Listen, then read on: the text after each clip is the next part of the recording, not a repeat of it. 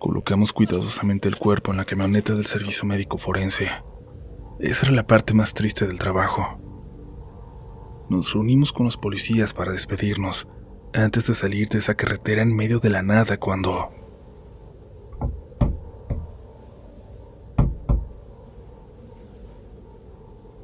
se escuchó que algo se movió.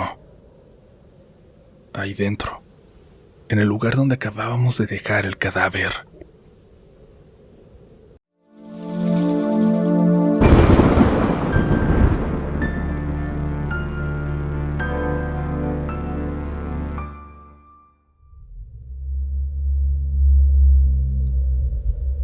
Bienvenidos a otro episodio de Relatos de la Noche, mi querida comunidad. Y hoy nos vamos a subir a ambulancias que recorren carreteras y que se encuentran con algo más que simples accidentes. Quizás se encuentren junto a nosotros con la evidencia de lo paranormal. Si te asustas con las historias de fantasmas duras, es momento de buscar otro contenido. Algo de terror más fantasioso porque estas historias vienen desde la gente que las vivió. Ya no hay vuelta atrás. Estás escuchando Relatos de la Noche.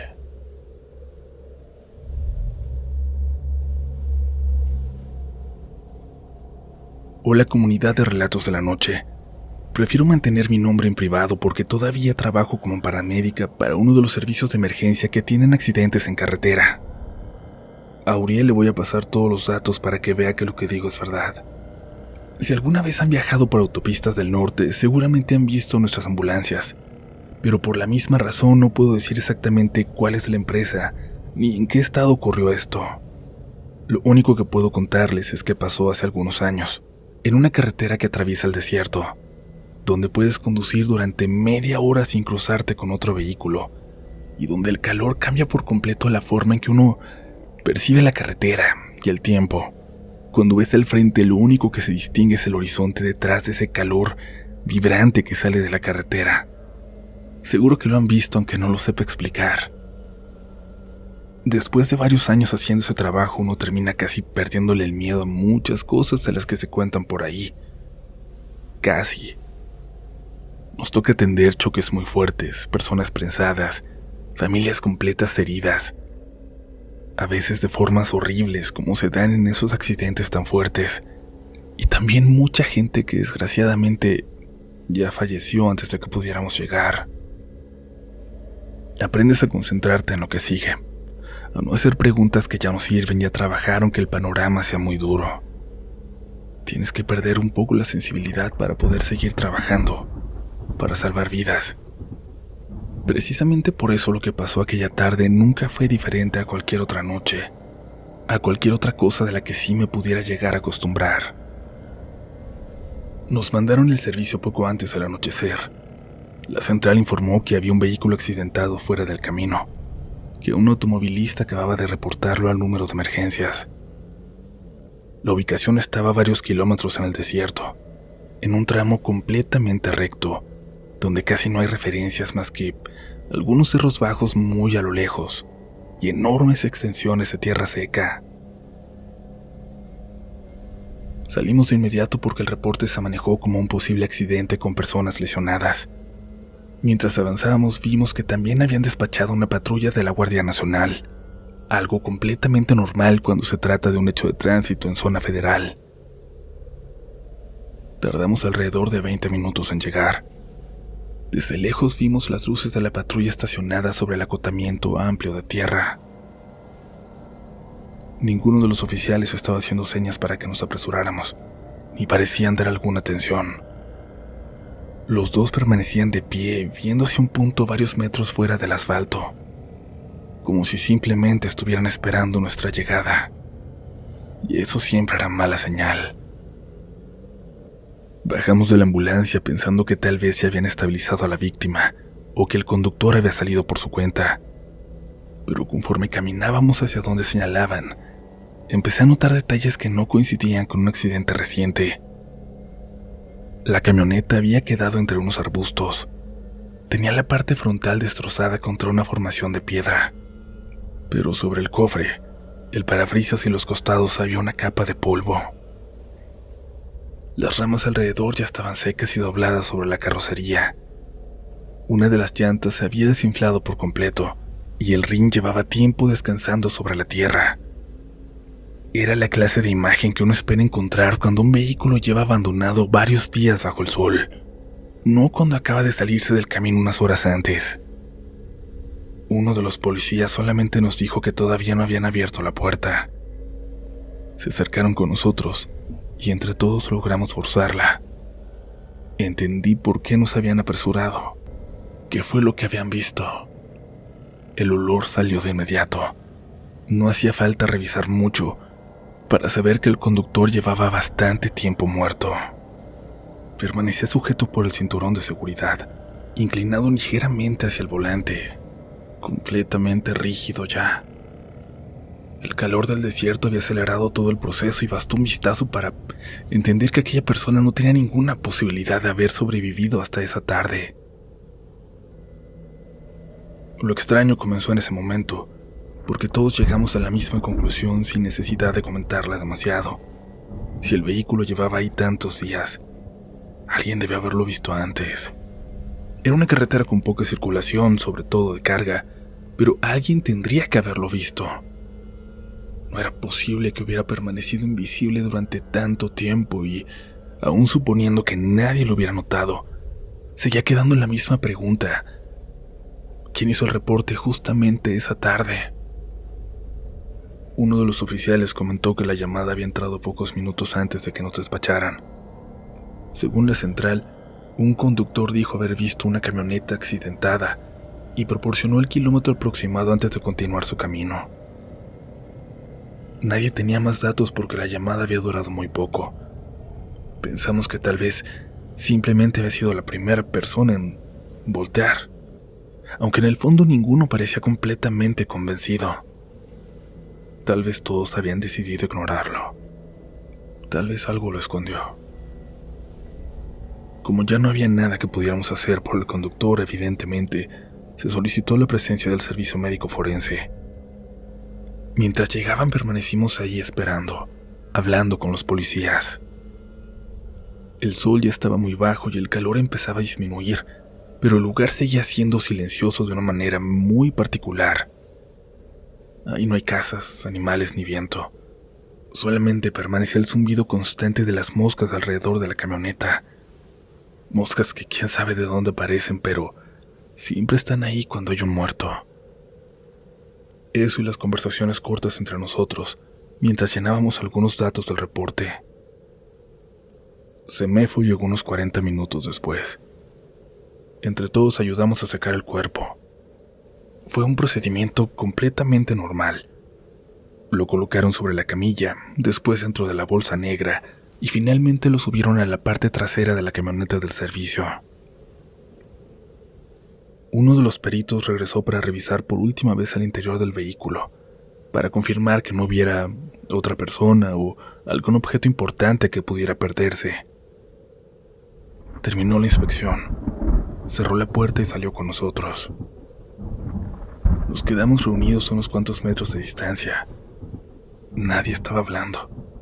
Era el momento en el que todos esperaban terminar el papeleo para regresar a casa.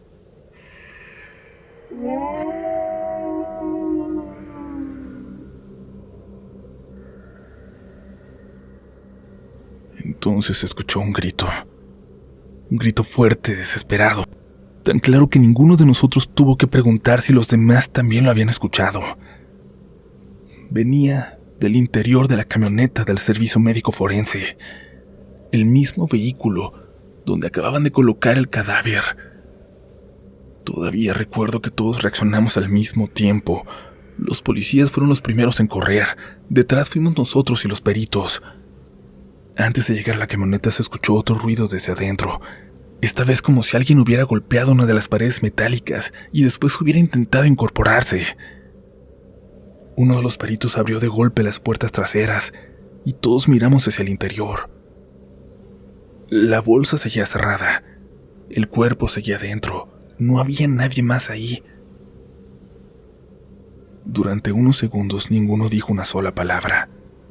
El mismo perito que había cerrado la bolsa unos minutos antes Se acercó para revisarla. Cuando terminó, solamente dio 2 pasos hacia atrás y nos volteó a ver con una expresión que nunca le había visto a una persona acostumbrada a trabajar todos los días con cadáveres. Dijo que el cuerpo ya no estaba acomodado igual. Lo habían colocado con los brazos a los costados, como hacen a todos los cuerpos. Pero se habían movido. Habían subido, y eso era imposible porque el cuerpo ya contaba con rigor mortis. Puede parecer un detalle mínimo, pero quienes ayudamos a cargarlo sabíamos exactamente cómo había quedado. Habíamos estado sosteniéndolo entre 4 personas apenas unos minutos antes. En ese instante comenzó a soplar un viento muy fuerte. No duró más de unos segundos, pero levantó suficiente arena para obligarnos a cubrirnos la cara. Cuando volvió el silencio, uno de los policías simplemente dijo que termináramos de una vez y nos fuéramos. Nadie discutió. Nadie propuso revisar otra vez la camioneta. Nadie hizo un comentario intentando encontrarle una razón normal a lo que habíamos escuchado. Recogimos nuestras cosas y regresamos. Lo que más recuerdo del camino de vuelta es que mi compañero y yo buscamos la oportunidad de hablar de cualquier otra cosa, de lo que sea, menos de lo que escuchamos, menos de ese grito. Y eso es bien extraño porque a los dos nos gustaban las historias de fantasmas, pero, no sé, era diferente. Es muy diferente que te pase a ti. Gracias a Dios, no volvió a tocarnos una experiencia como esa.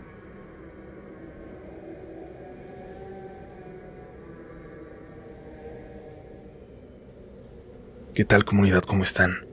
Me llamo Adrián Macías. Tengo 34 años y soy paramédico desde hace más de una década. Hice mi preparación en Texas, aunque siempre he trabajado acá en México. A lo largo de ese tiempo he visto accidentes tan fuertes que siento que voy a recordar más que cualquier historia de miedo. Pero también me ha tocado ayudar a mucha gente. He recibido bebés en lugares donde jamás se imaginarían que alguien pudiera dar a luz. Y también el otro lado de la moneda. También me ha tocado decirle a una familia que ya no había nada que hacer por alguien. De todo nos pasa en este oficio tan noble. Precisamente mi relato va dedicado a toda la gente que se dedica a esto, a la salud y a las emergencias. Lo que voy a contar ocurrió precisamente en una carretera. Había terminado un turno muy largo. Ya era de madrugada y solo quería llegar a mi departamento para dormir unas horas antes de volver a trabajar. Esa noche, además, acababa de terminar una relación de casi 5 años en una llamada horrible. Habíamos discutido por teléfono durante buena parte del camino. Cuando colgué sentí esa mezcla de enojo y tristeza que hace que uno siga manejando por puro reflejo. Estaba además muy enojado porque no me dejó ir a verla, así que sin notarlo le pisé a fondo al acelerador. Recuerdo que iba llorando mientras conducía. Ni siquiera ponía atención a la música o a lo que llevaba. Solo avanzaba a todo lo que daba el carro con la vista fija en el asfalto, pensando en todas las cosas que pude haber dicho y en las que ya nunca tendría oportunidad de arreglar. Iba, lo acepto, mucho más rápido de lo que debía. Sobre todo alguien que ya ha visto tantos accidentes como yo. Hoy me avergüenza admitirlo, pero en ese momento simplemente quería llegar a mi casa cuanto antes. No tomé en cuenta todo lo que mi experiencia me tendría que haber enseñado. La carretera, eso sí, estaba completamente vacía. Por ahí no había poblado cerca y los postes de luz habían terminado varios minutos atrás. Solamente veía el alcance de mis faros y de vez en cuando el reflejo de algún señalamiento. Entonces apareció un hombre al costado del camino. Estaba haciendo señas con los 2 brazos de una forma desesperada y casi se me atravesaba para hacerme detener. No era el típico gesto de alguien pidiendo aventón. Cualquiera que trabaje en emergencias reconoce cuando una persona está pidiendo ayuda de verdad. Frené casi por instinto y me bajé antes de incluso preguntarle qué había pasado. El hombre respiraba agitado. Alcancé a distinguir que llevaba ropa oscura empapada hasta las rodillas. Me tomó del brazo y con una voz quebrada me dijo que por favor ayudara a su familia. No me explicó qué había sucedido, solo repetía esa frase una y otra vez como en shock, como si solo pudiera decir eso, mientras señalaba hacia el costado de la carretera. Rápidamente tomé la lámpara que siempre llevo en el coche y seguí la dirección que me indicaba. A unos metros descubrí una zanja enorme cubierta por vegetación. Bajé con cuidado porque el terreno estaba muy resbaloso y conforme descendía, sentía agua. Había agua detrás de las ramas y empezaba a cubrirme las botas. Pensé que algún vehículo había salido del camino y había terminado allá abajo. Era un accidente totalmente posible aunque no fuera una curva. A veces las rectas son más peligrosas porque la gente se relaja. Me tocó ver muchos accidentes así durante mi servicio. Cuando llegué al fondo de la zanja entendí que aquello no era simplemente una zanja. Era una especie de laguna formada por el agua de lluvia de la temporada. El lodo me atrapaba los pies a cada paso y la lámpara apenas alcanzaba para iluminar unos cuantos metros. Comencé a recorrer la orilla buscando reflejos de metal, cristales o cualquier indicio de un automóvil. Encontré algunas ramas quebradas y huellas antiguas en la tierra, suficientes para convencerme de que debía seguir buscando. Después de varios minutos levanté la vista hacia la carretera. ¡Hey! ¿Dónde está?, le grité. El hombre seguía arriba. Permanecía inmóvil junto al borde del camino. Alcanzó a levantar un brazo y volvió a señalar hacia la parte más profunda de la laguna. Continué avanzando hasta que el agua casi me cubrió las piernas. El lodo hacía cada vez más difícil caminar y la respiración comenzaba a faltarme por el esfuerzo. Alumbré una y otra vez a la superficie, tratando de distinguir algo, de escuchar algo, notar algo, lo que fuera. En un momento levanté otra vez la lámpara hacia el hombre porque quería pedirle más detalles, lo que fuera para buscar. La luz alcanzaba perfectamente la maleza que lo rodeaba, el guardarraíl y el señalamiento de la curva. Pero la silueta del hombre permanecía igual de oscura desde la cabeza hasta los pies. Permanecía de pie, señalándose al mismo lugar.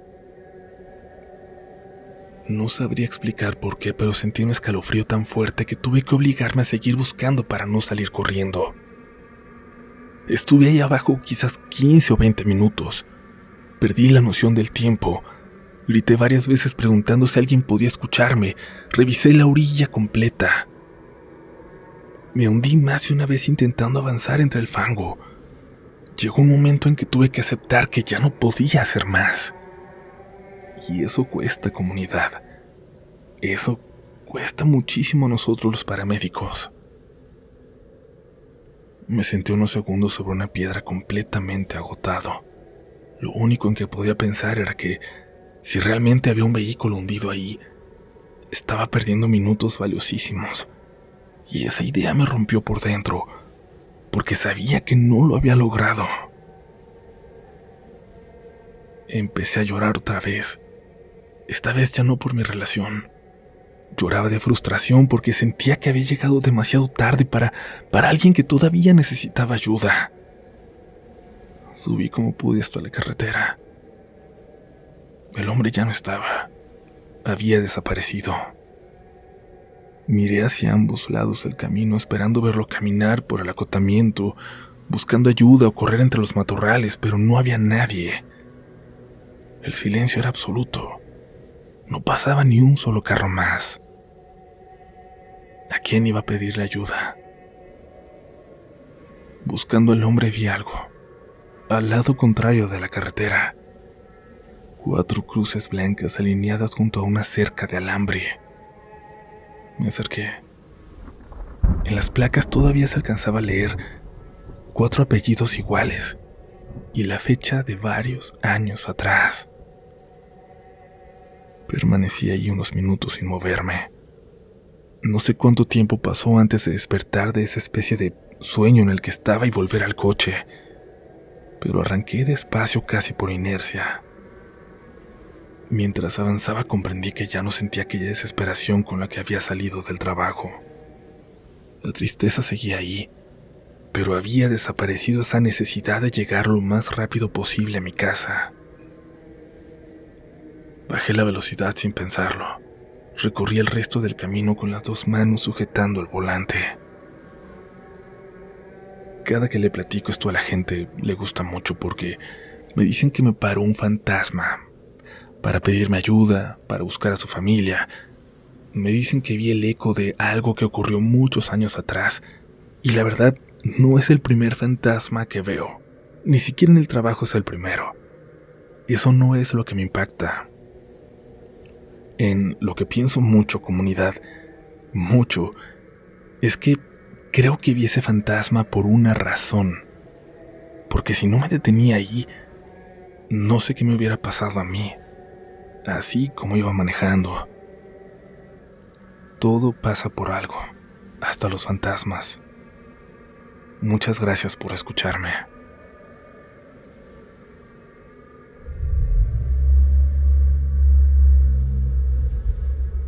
Comunidad, gracias por llegar hasta aquí.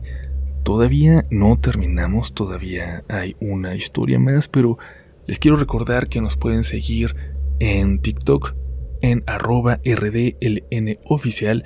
Vamos a estar subiendo mucho contenido del canal para allá, pero también va a haber contenido ahí que no van a poder escuchar en otra parte. Va a ser un poquito diferente, así que vayan a ver porque va a estar emocionante.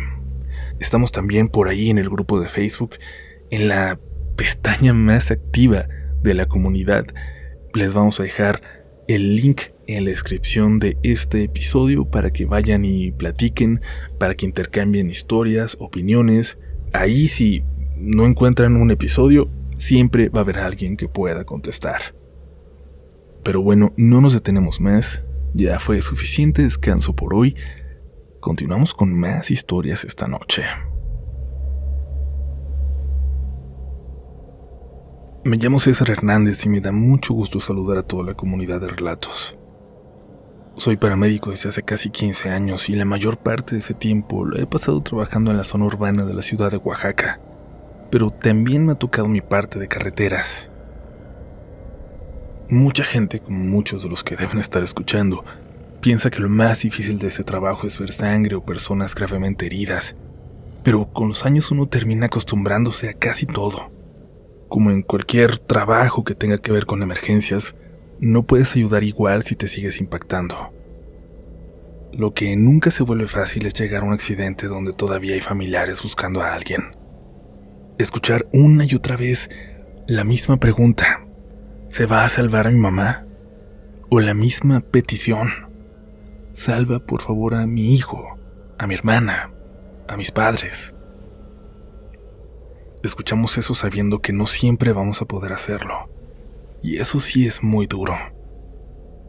Uno aprende también que en un accidente grande, el tiempo se va como agua entre los dedos.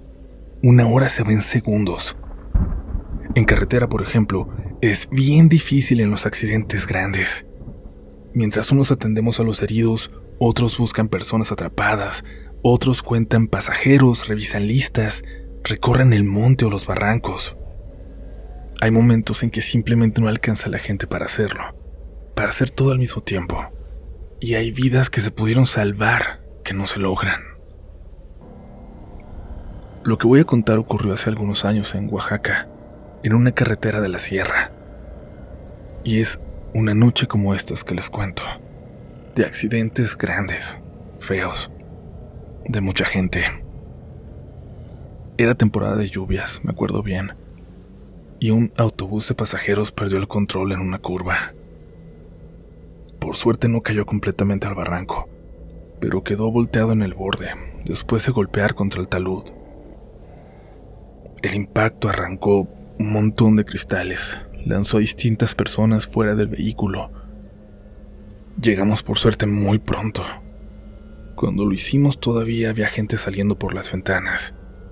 Otros gritaban por sus familiares. Algunos caminaban como desorientados por la carretera, sin saber siquiera qué había pasado.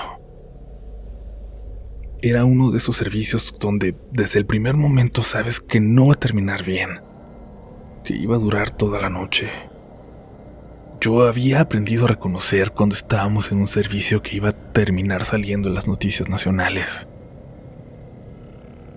Mientras otros compañeros empezaban a clasificar a los lesionados más graves, a mí me tocó revisar a un niño de unos 7 u 8 años, que estaba sentado sobre una chamarra a un lado de la ambulancia. Tenía algunos golpes, una cortada pequeña en la frente y el uniforme de la primaria completamente embarrado de tierra. Pero fuera de eso pareció encontrarse bien. Había tenido muchísima suerte. Y es que si hubieran visto lo demás, comunidad, la gente, las partes regadas. Me llamó la atención que no dejaba de mirar hacia algún punto detrás de mí.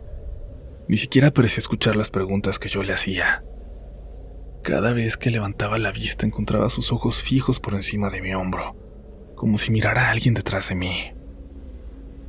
Pensé que buscaba a su mamá, pero detrás de mí ya no había nadie. Solo una fila de carros que intentaban cruzar por el acotamiento. Continué limpiándole la herida mientras intentaba tranquilizarlo. Le pregunté si le dolía algo, si recordaba dónde iba sentado, si venía con alguien más, y el niño respondía con frases muy cortas, pero muy conscientes, sin dejar de mirar hacia el mismo lugar. Después de un rato, me preguntó con toda normalidad si ya había visto a la señora. Le pregunté que cuál señora. Me respondió que a la viejita que estaba parada detrás de mí. No me van a dejar mentir. A cualquier persona que le digan eso le van a dar escalofríos. Sobre todo porque volví a girar la cabeza y otra vez no había absolutamente nadie.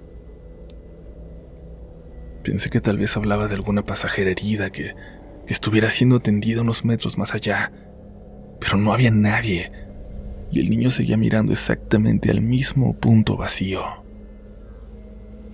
Lo hacía con tanta atención que terminé sintiendo esa incomodidad que aparece cuando alguien observa algo que tú no puedes ver.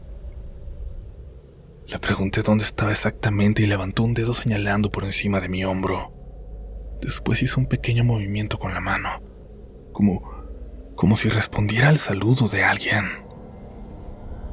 Me dijo que la señora también lo estaba saludando, que le estaba hablando. Ahí no sé por qué le empecé a revisar la cabeza. Le pregunté si tenía alguna herida que no hubiera visto y le dije que por favor no le hiciera caso a la señora. Y es que sé que suena muy raro, pero muchos paramédicos hemos tenido una experiencia con alguien que está a punto de irse y que parece que alguien va por él. «Ahí viene», me dijo el niño, y yo volteé otra vez, pero no había nadie acercándose. Le pregunté dónde estaba ahora y me respondió que ya casi llegaba. Mientras hablaba seguía con la vista un recorrido muy claro, como si alguien caminara lentamente acercándose a nosotros.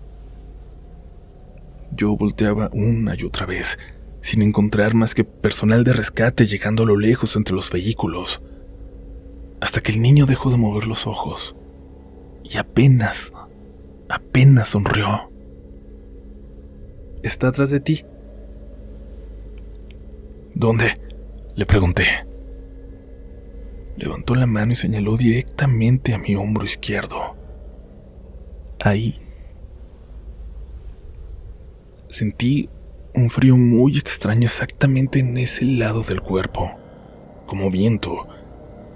No puedo decir que alguien me tocara porque estaría inventando, pero sí recuerdo haber tenido la sensación de que alguien acababa de detenerse a mi lado. El niño nunca dejó de mirar ese mismo punto. Parecía escuchar algo que yo no podía oír. Después, volvió a levantar el dedo. «¿Quiere que la acompañes?» No sé por qué decidí hacerle caso. Quizás porque algo en la forma en que hablaba el niño no parecía la imaginación de un chamaco asustado. Me puse de pie y le pregunté hacia dónde. Él simplemente comenzó a señalar mientras yo caminaba despacio. Avancé entre las ambulancias, crucé el acotamiento.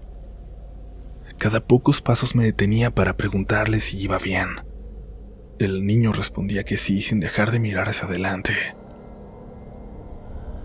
Llegamos hasta el borde del barranco, y entonces dijo que ya no se movía la señora, que se había quedado parada.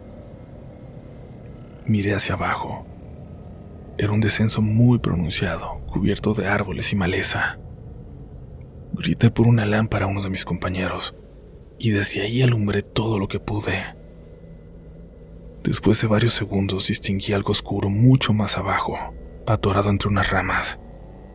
Avisé por radio. Comencé a descender con otro rescatista. Tardamos varios segundos en llegar porque el terreno era muy inestable. Cuando finalmente alcanzamos ese punto, encontramos el cuerpo de una señora mayor. Seguía sujetando con fuerza una bolsa de tela como si jamás la hubiera soltado. Por la posición en que quedó, era evidente que había salido expulsada del autobús desde el primer impacto, que había muerto prácticamente al instante. Desde arriba era imposible verla. Los árboles la cubrían casi por completo y nadie había imaginado que alguien hubiera salido disparado tan lejos. Después reconstruimos el accidente y entendimos que, mientras todos estábamos concentrados alrededor del autobús, ella había permanecido sola en el barranco todo ese tiempo. Nadie sabía siquiera que faltaba una pasajera porque todavía no terminábamos de identificar a los sobrevivientes. Cuando regresé con el niño finalmente, para avisarle a su familia que ya podía trasladarse al hospital, le pregunté si seguía viendo a la señora. Me respondió que no.